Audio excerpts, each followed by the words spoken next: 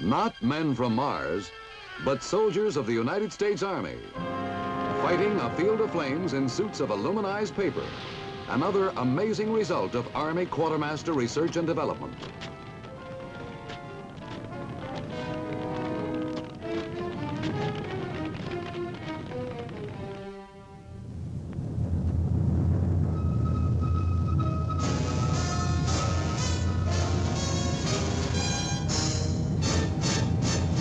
The United States Army presents The Big Picture, an official report produced for the armed forces and the American people. Now, to show you part of the big picture, here is Sergeant Stuart Queen. This is a special exhibit area just outside the office of the Army Quartermaster General in Washington, D.C. Around us are just a few of the recent results of the Quartermaster Corps' research and engineering program, a program designed to meet the problems posed by modern warfare, and which is continuously affecting the way all of us live.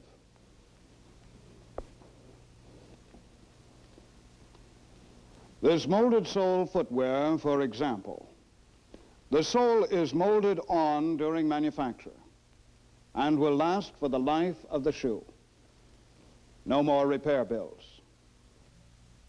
Contour packaging, a new technique which seals a stack of clothing in a semi-vacuum, letting air pressure compress it into a fraction of the storage space required for an unpackaged item. Food for the space age, a chicken dinner or a fruit dessert, which tomorrow's spaceman will eat through his space helmet, squeezing it out like toothpaste. Behind me here is a model of the nation's largest solar oven. The original built by the Quartermaster Research and Engineering Center in Natick, Massachusetts, enables the Quartermaster Corps to test clothing and equipment under effects of extremely high temperatures. It does this by concentrating the sun's energy onto the box-shaped test chamber in the center. Concentrated energy which in just 55 seconds can burn a hole like this through ½ an inch of hard steel. Large or small, products of Quartermaster Research are designed to provide the soldier with the right food, clothing, supplies, and equipment, wherever he may be sent. On this shelf are steaks, bread, and vegetables, which could follow a soldier halfway round the world, wrapped in nothing but cellophane or plastic. Such food is preserved by the application of atomic science to the age-old problem of food preservation. In airtight packages, the food is passed under radiation equipment which harmlessly sterilizes it, a process which may soon revolutionize food storage for military and civilians alike. From irradiated foods to equipment designed to handle every kind of material on every kind of terrain in any climate on Earth. And still, we have seen only a minute portion of the Quartermaster Corps' gigantic task. It's a job which ranges through the whole catalog of supply, of research and development, a responsibility which includes even the design of uniforms, of insignia, and our American flag. There is, in short, no organization quite like the Quartermaster Corps of the United States Army, an organization you're now going to see in action from Europe to Alaska. It is sometimes said of the Army Quartermaster Corps that it is older than the republic which it serves, a reference to the fact that our first Quartermaster General was appointed by George Washington in the year 1775, a time when the entire Continental Army numbered only a few hundred ragged, hungry, and all but destitute troops.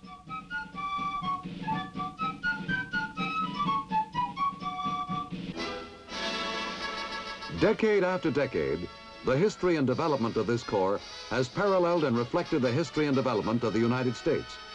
Its methods, operations, and achievements keeping pace with our advancing science and technology.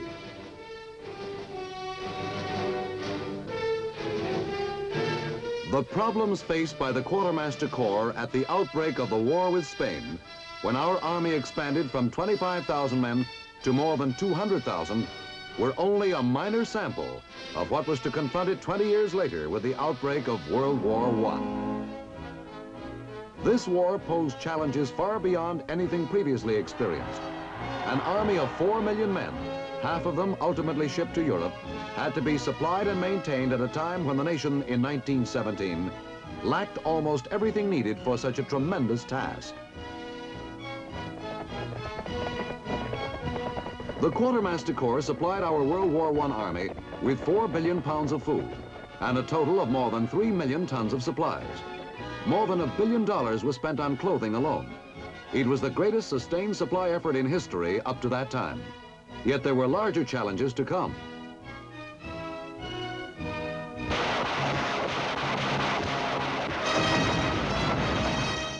It was not until United States forces hit the beaches of Normandy in World War II that quartermaster operations reached their historic peak.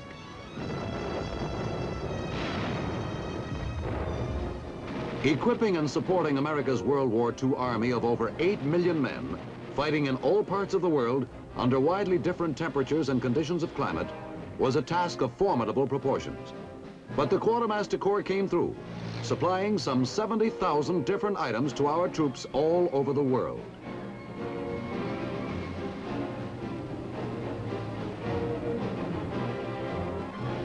The prodigies of supply performed during World War II resulted in an American army which was the best equipped and maintained and on the highest level of morale of any army in the world. Only a few years later came Korea and the task of supplying on short notice a modern army on a distant Asian peninsula. Korea also saw the advent of a remarkable garment illustrative of quartermaster achievements in scientific research. The nylon vest, a modern form of body armor capable of protecting the soldier from most artillery fragments and many types of small arms fire, reducing the battlefield casualties of a modern war. The Korean conflict also saw the steadily increasing use of aircraft for the delivery of supplies and equipment to troops in the field. Aerial delivery, which had already been employed by the Quartermaster Corps in World War II, became in Korea an almost routine supply operation. Such conflicts also serve to remind us that the quartermaster's concern and responsibility for the individual fighting man extends to final care and honors after death. America's current and former fighting men are entitled to burial in the national cemeteries administered by the Quartermaster General. Today, the men who accomplish these historic missions are products of the Quartermaster Training Command. Its headquarters are here at Fort Lee, Virginia. But like other operating elements of the Quartermaster system, the Training Command is a decentralized operation. When they assume their responsibilities, Quartermaster men and women must have acquired a variety of skills and knowledge nearly as broad in scope as the Army itself.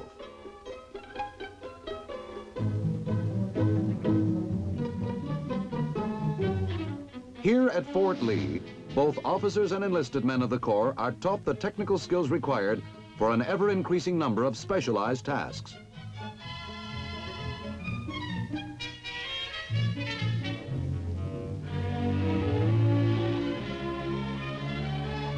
The Training Command also determines training doctrine and makes recommendations on the organization and equipment of all quartermaster units used by the Army in the field. Ultimately, the training and recommendations which originate here affect every American soldier, the food he eats, the clothes he wears, the equipment, supplies, and petroleum he uses. During recent years, the Army Quartermaster Corps has been responsible for the utilization of over $2 billion in public funds each year. It is far and away one of the largest supply operations in the world, one which makes use of the most modern scientific business methods to cope with its colossal problems of purchasing, supply, and distribution. The pace of today's missiles is matched in speed by our need to know the facts of our defense situation at any given moment. The facts of our supply situation must be reported with the speed and timeliness of a radio newscast. Extensive data processing machinery in Army Quartermaster centers greatly facilitates this task.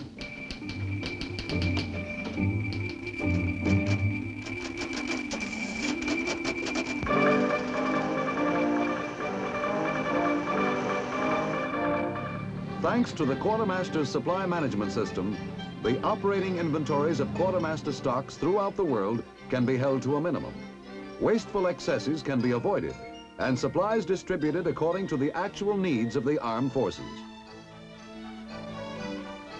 Supply depots under command of the Quartermaster General are located to serve not only the soldiers, airmen, sailors, and Marines stationed in the United States, but also the major ports through which supplies move to our forces overseas.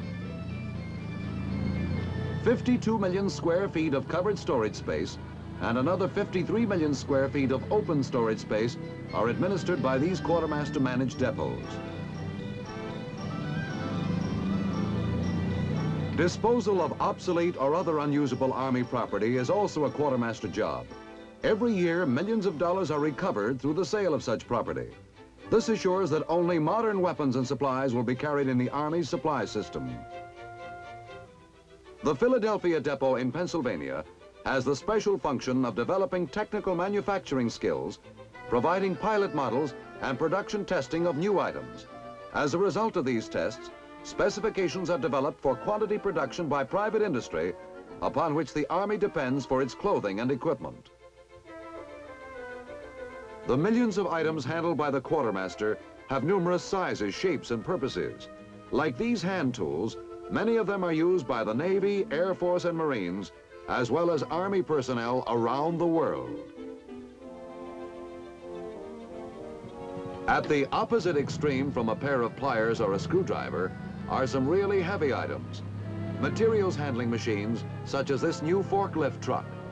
Quartermaster designed, it can do its job on such difficult terrains as deep, soft sand or drifting snow, and can wade in the surf in support of beach operations.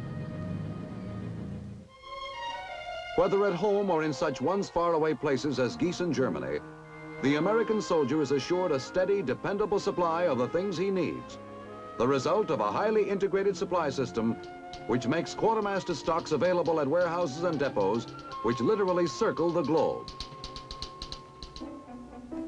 One thing needed by any modern army, regularly and in staggering amounts, is petroleum, the gasoline and oil without which the machinery of war and defense could not function.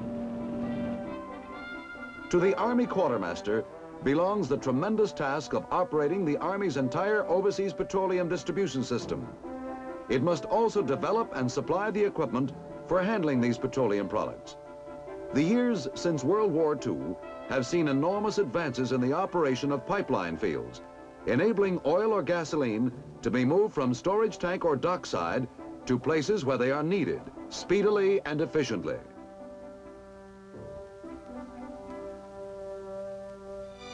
Another major responsibility of the Quartermaster Corps is food. Master menus, for example, are planned by food specialists for use by Army and Air Force installations around the world. The program employs both military and civilian food and nutrition experts. The Quartermaster General of the Army, through the Military Subsistence Supply Agency, buys, inspects, and manages the wholesale distribution of food, not only for the Army, but for the Navy, Air Force, and Marine Corps as well. Over $700 million is spent each year to satisfy the food needs of America's armed services. Qualified military and civilian food specialists make periodic visits to military installations to check on the operating efficiency of kitchens, mess halls, and other facilities.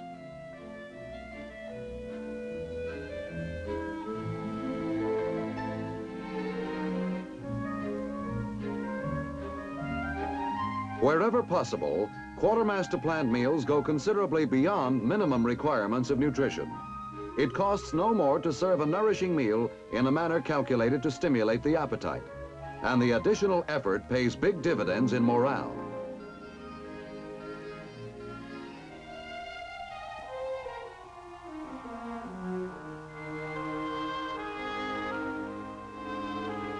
The American soldier, wherever he goes in the world, takes with him a large part of the American standard of living.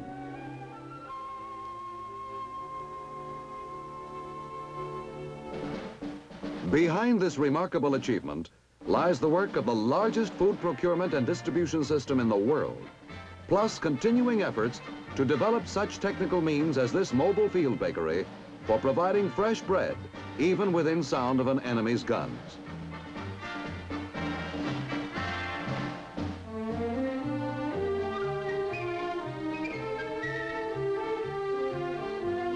Though far from home, both the soldier and his dependents have access to most of their favorite food products through commissaries set up by the Quartermaster. The remarkable strides in food preservation and supply of the past few decades have served as an incentive to the Quartermaster Corps to develop still more effective devices for the future. Scientists working under the Army's direction are looking forward to the day when fresh foods, even meat, can be stored for weeks and even months without refrigeration. Techniques are being developed for preserving foods by irradiation, which destroys the bacteria and microorganisms which cause foods to spoil or decay. Successful development of this technique may begin a worldwide revolution in the handling of man's food supplies.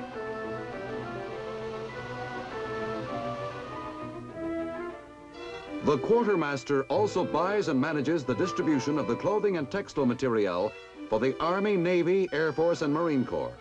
Another example of the Defense Department's continuing effort to provide single overall management for important goods and services within our armed forces. The Army's Quartermaster General performs this important inter-service function through what is known as the Military Clothing and Textile Supply Agency. It assures that the military utilizes the most economical and effective means of buying and supplying clothing and textiles, and prevents duplicate or overlapping supply efforts among the country's 4 armed services. For as long as armies have been in existence, pride in his uniform has been essential to the esprit de corps of a soldier. The United States depends on her private industry for the production of military uniforms. It is one of the responsibilities of the Army Quartermaster, however, to determine the style and quality of the uniform, and to make certain that uniform items made by manufacturers meet proper standards of quality.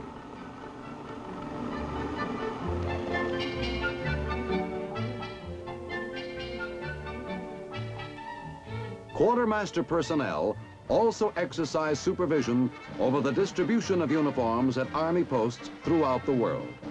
Under the new Defense Department Unified Supply System, the wholesale distribution of all military clothing and textile material will ultimately be based entirely on overall transportation and supply economies without regard to traditional supply practices of the various services. In addition to the regular clothing issue points, the Quartermaster Corps also supervises many clothing sales stores throughout the world.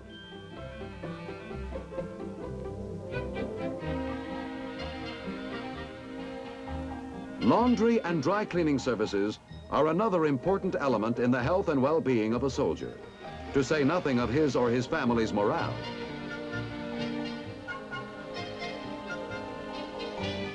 In some parts of the world, these services, which most Americans take for granted, are not easily come by.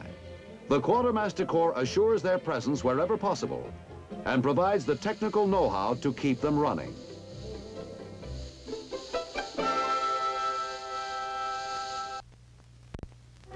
A great many of the advances which improve the soldier's lot in life begin here in the Quartermaster at Natick, Massachusetts, where Quartermaster research and development activities are coordinated. Modern warfare is a global affair and unpredictable. The Army must be prepared to equip its troops for instant service in every climate known on Earth, and perhaps some which are outside it. With aircraft and missiles steadily reducing the effective diameter of the globe we live on, areas of the world which once defied man's very existence must now be considered possible fields of battle.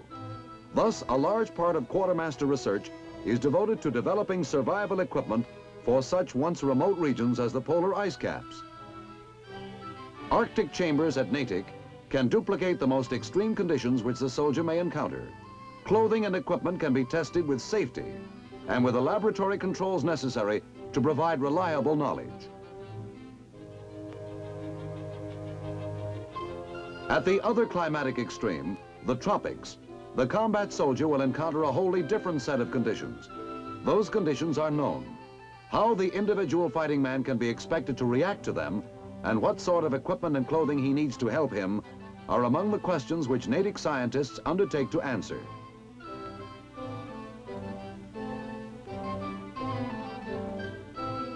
Modern laboratory techniques enable the scientists to determine bodily reactions to heat and humidity under various conditions of work and activity. Ultimately, their findings will be translated into new types of clothing, items of food, and other forms of supply, best calculated to maintain the soldier of the tropics in maximum health and comfort.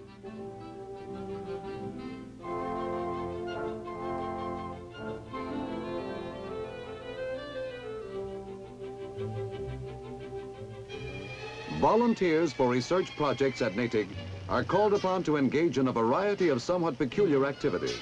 Some of it is fun, and some of it isn't, but all of it has a serious purpose.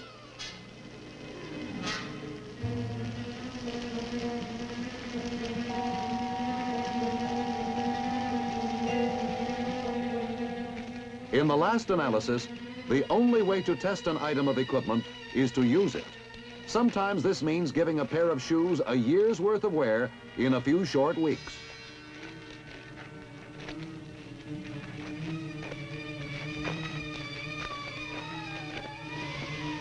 Sometimes a simple difference in the fibers used in manufacturing a combat uniform can mean the difference between safety and death or serious injury.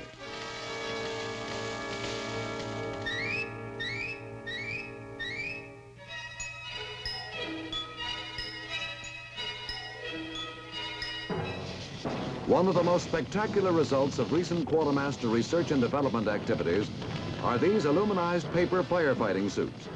Simple and inexpensive in construction, they afford a high degree of protection against burns from flash fires, greatly increase the efficiency of men fighting such common menaces as brush or forest fires.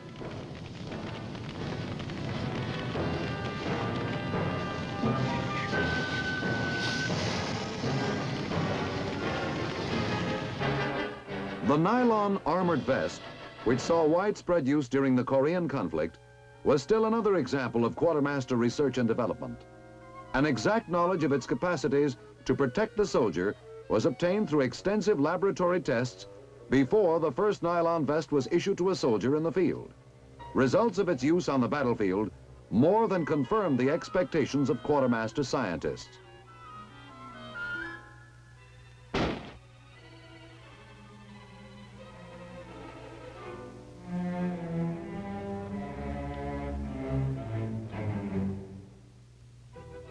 Items of everyday use, such as rubber and leather, often behave in unexpected ways when subjected to extremes of heat or cold. What happens, for instance, to a frozen boot? What kind of material can best withstand wear and tear under extreme Arctic conditions?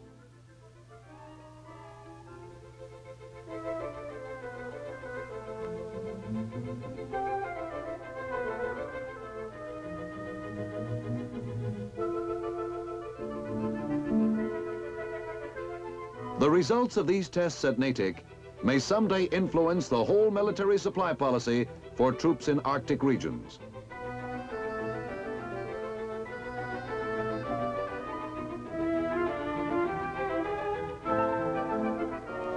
No series of tests is complete, however, until results of experiments in the field have confirmed those obtained in the laboratory. To really learn the value of a boot or a pair of shoes, you have to ask the man who's worn them. From Arctic snow to Caribbean beaches, the Quartermaster Research and Development Program maintains a constant study of equipment, clothing, and supplies. A program assuring maximum survival power to the American soldier anytime, anywhere. In the atomic era, tests of equipment and clothing must encompass not only natural hazards, but human ones as well. Protecting the fighting man from the ill effects of atomic fallout is currently one of the Quartermaster Corps' major research programs.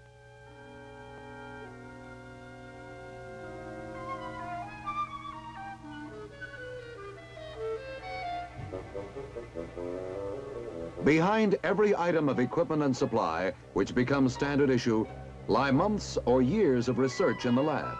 Research which is always supported by tests in the field.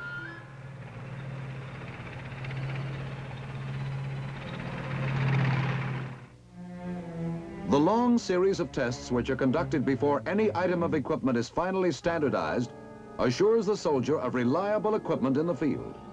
Coordinated research also assures the most efficient development of standardized items at the lowest possible cost to the taxpayer.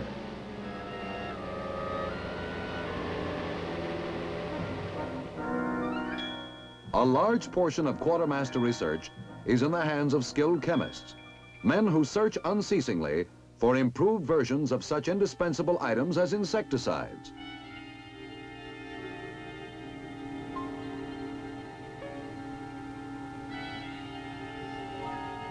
The age of plastics is less than a score of years old, yet these man-made materials have already achieved a minor industrial revolution.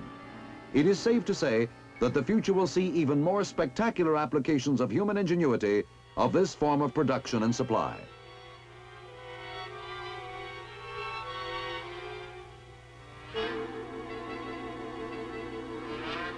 Delivery of supplies, weapons, and equipment by parachute, which had already undergone great development between World War II and Korea, has assumed an even larger significance in the atomic era.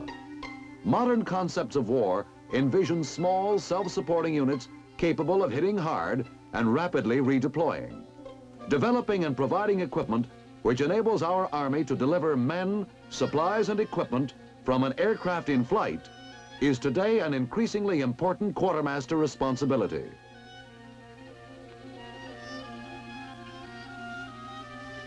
The Army of the future, with its emphasis on mobility and flexibility, will create increasingly difficult problems.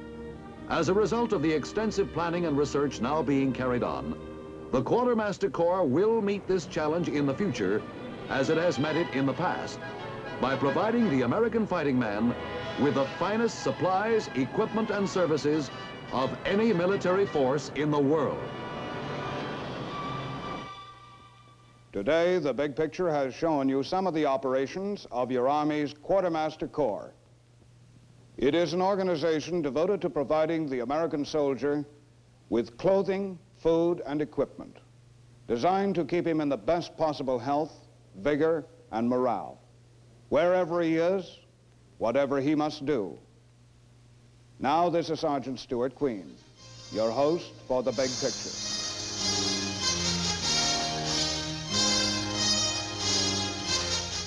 The Big Picture is an official report for the armed forces and the American people. Produced by the Army Pictorial Center. Presented by the Department of the Army in cooperation with this station.